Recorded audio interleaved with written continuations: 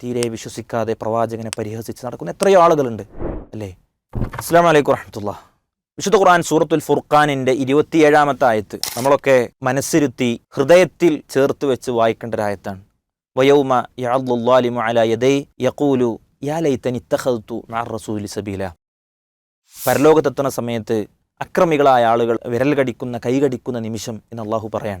അഥവാ അവർ അങ്ങേയറ്റത്തെ നിന്ദ്യതയും പ്രതിസന്ധിയുമൊക്കെ പേറി ഇനി രക്ഷയില്ലെന്ന് ഉറപ്പുവരുത്തി അവരുടെ ഒരു ആത്മദുഃഖം അവരിങ്ങനെ പറയുന്നത് അള്ളാഹുവിൻ്റെ ഖുർആൻ പറയാൻ.